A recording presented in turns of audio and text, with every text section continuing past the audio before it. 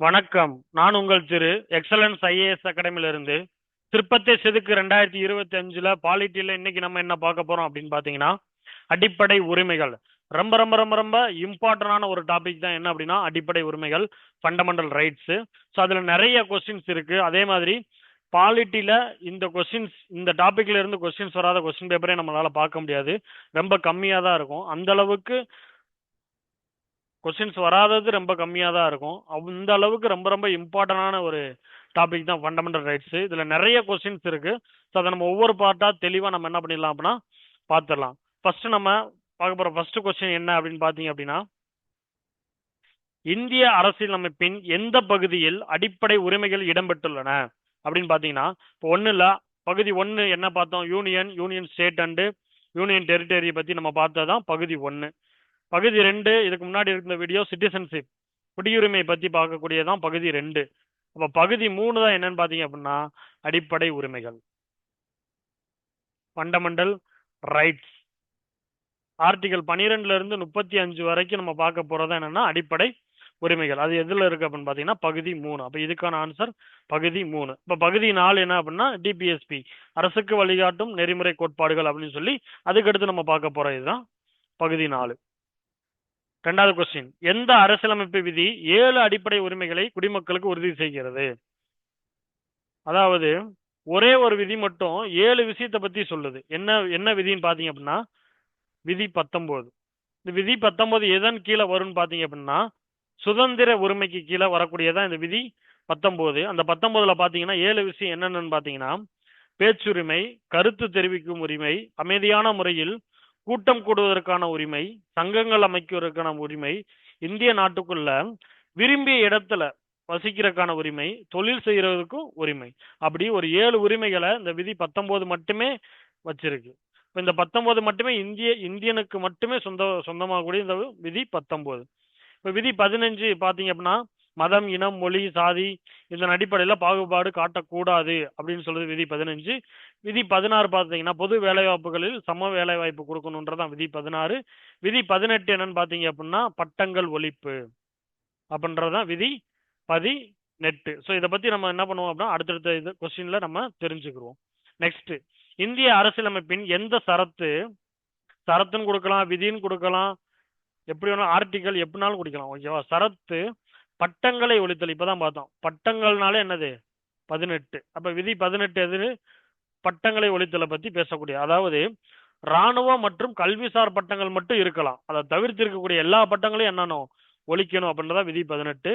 விதி 19 இப்பதான் பார்த்தோம், ஒரு 7 உரிமையை பத்தி பேசுது. விதி 20 என்னன்னு பாத்தீங்க அப்படின்னா, வாழ்வதற்கு சுதந்திர உரிமை தான் விதி 20. விதி 21 என்னன்னு பாத்தீங்க அப்படின்னா, விதி 21 வந்து வாழ்க்கை மற்றும்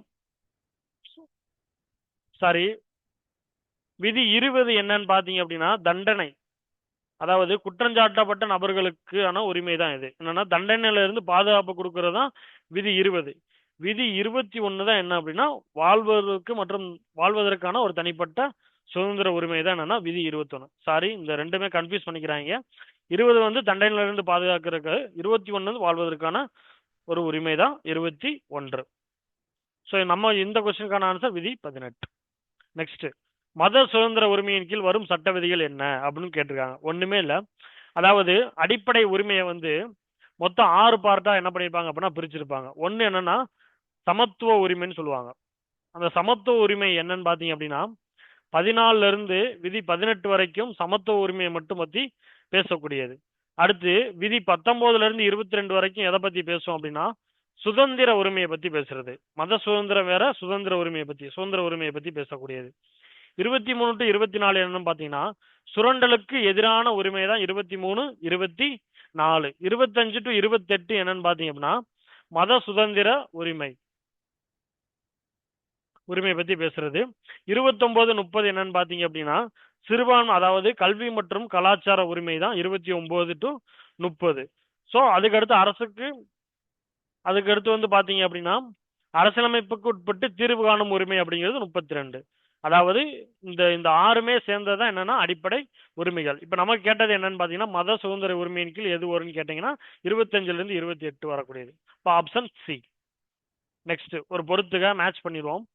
ஃபர்ஸ்ட் சமத்துவ உரிமை அப்பயே பார்த்தோம், எது டு எது 14 டு 18 வருது, அப்ப ஆப்ஷன் 2. அடுத்து சுதந்திர உரிமை. சுதந்திர உரிமைங்கிறது என்ன அப்படின்னா 19 இருந்து 22. இப்போ நம்மளுக்கு கொடுத்தது என்ன அப்படின்னா 19 மட்டும், அப்போ 19. மத சுதந்திர உரிமை 25 டு 28 இந்த இருக்கு 4. அடுத்து அரசியலமைப்பு பரிகார உரிமை, அரசியலமைப்பு தீர்வு காணும் உரிமை தான் அது, ஆர்டிகல் 32. இந்த ஆர்டிகல் 32 தான் பி.ஆர். அம்பேத்கர் என்ன சொல்லியிருப்பாரு அப்படின்னா அரசியலமைப்பின் ஆன்மா மற்றும் இதயம் அப்படின்னு சொல்லியிருப்பாங்க. ஸோ அப்போ 3, அப்போ 2 1 4 3 அப்படிங்கிறது தான் இதுக்கான ஆன்சர். நெக்ஸ்ட் அதே மாதிரி அடுத்த ஒரு பொறுத்துக சமத்துவ உரிமை அப்படிங்கிறது என்னன்னா 14 டு 18 எங்க இருக்குன்னு பாத்தீங்கன்னா இங்க இருக்கு. ஸோ 2. சுதந்திர உரிமை வந்து பாத்தீங்கன்னா அதுக்கு அடுத்து 19 டு 22. ஸோ 3. அரசியலமைப்புக்கு உட்பட்டு தீர்வு காணும் உரிமை ஆர்டிகல் 32 4வது ஆப்ஷன்ல இருக்கு. சமய சுதந்திர உரிமை அப்படிங்கிறது 25 டு 28 2 3 4 1 2 3 4 1 ஆப்ஷன் ஏ. நெக்ஸ்ட் அரசியலமைப்பு 44வது திருத்த சட்டம் நல்லா பார்த்துக்கோங்க. 44வது திருத்த சட்டம் 1978. ஓகேவா? சொத்துரிமை, அதாவது மொத நம்ம அரசியலமைப்புல 7 அடிப்படை உரிமைகள் இருந்துச்சு, சொத்துரிமையும் சேர்த்து. சமத்துவ உரிமை, சுதந்திர உரிமை, இந்த மாதிரி 7 அடிப்படை உரிமைகள், அதுல சொத்துரிமைன்னு ஒண்ணு இருந்துச்சு. அதுக்கப்புறம் அதை வந்து என்ன பண்றாங்கன்னா திருத்துறாங்க. எத்தனாவது?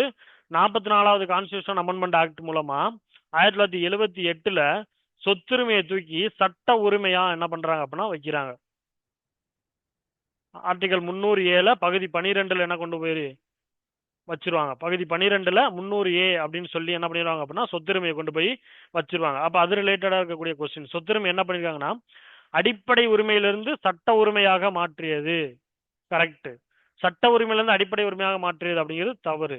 அடிப்படை உரிமையிலிருந்து அடிப்படை கூறாக மாற்றியது என்பது தவறு. அப்ப ஆப்ஷன் 1 மட்டும்தான் சரி. அப்ப ஏ மட்டும் சரி. நெக்ஸ்ட் பின் வருவனவற்றுள் எந்த அடிப்படை உரிமை சட்ட உரிமையாக மாற்றப்பட்டது? இப்பதான் பார்த்தோம். அதாவது 44வது கான்ஸ்டியூஷன் அமெண்ட்மெண்ட் ஆக்ட் மூலமா 1978ல சொத்துரிமை தான் சட்ட உரிமையாக மாற்றப்பட்டது. ஆர்டிகல் 307 கொண்டு போய் வச்சாச்சு. அப்ப ஆப்ஷன் டி. நெக்ஸ்ட் இந்திய அரசியலமைப்பின் எந்த சரத்து தீண்டாமை ஒழிப்பை பத்தி பேசுது? ஆர்டிகல் 17 தான் என்ன பண்ணுன்னா தீண்டாமை ஒழிப்பை பத்தி பேசக்கூடியதான் ஆர்டிகல் 17. அப்ப ஆப்ஷன் பி. 18 பட்டங்கள் ஒழிக்கிறது, 19 அந்த 7 அடிப்படை உரிமைகளை பத்தி பேசுறது, பேச்சுரிமை அதை பத்தி பேசுறது. 10வது கொஸ்டின் சேம் பொறுத்துக. ஸோ இங்க என்னன்னா இதுல பேசிக்கா இருக்கக்கூடிய கொஸ்டின்ஸ் நம்ம பார்த்துறோம். அடுத்தடுத்த வீடியோ நல்ல இன்னும் டெப்தா இருக்கக்கூடிய கொஸ்டின்ஸ் நம்ம என்ன பண்ணிடலாம் பார்த்துலாம். அப்ப ஆர்டிகல் 14 அப்படிங்கிறது என்னது? 14 மட்டும் என்னன்னு பாத்தீங்கன்னா சட்டத்தின் முன் அனைவரும் சமம். ஆப்ஷன் 3. 15 என்னன்னு பாத்தீங்கன்னா பாகுபாடு காண்பதை தடை செய்தல். அதாவது மதம், இனம், மொழி எதுலையுமே பாகுபாடு அப்படின்ற ஒரு விஷயம் இருக்க கூடாது. சரத்து 16 என்னன்னு பாத்தீங்கன்னா அரசு வேலைவாய்ப்புகளில் அனைவருக்கும் சம வாய்ப்பு கொடுக்கணும். 18 பட்டங்கள் ஒழிக்கணும். இப்போ 1 3 4 2 1 ஆப்ஷன் ஏ. ஸோ இதுல நம்ம பாத்தீங்க அப்படின்னா ஸோ பேசிக்கா அடிப்படை உரிமைகள்ல என்னென்ன மாதிரி கொஸ்டின்ஸ் வருமோ அது எல்லாமே நம்ம பார்த்துட்டோம். ஸோ இதுக்கு அடுத்தடுத்த வீடியோல இன்னும் டெப்தா எப்படிலாம் கொஸ்டின்ஸ் கேட்டிருக்காங்க அப்படின்றத பார்த்துட்டு படிச்சோம்னா இன்னும் நம்மளுக்கு தெளிவா ஒரு புரிதல் வரும். அடுத்த வீடியோவில் சந்திப்போம். தேங்க்யூ.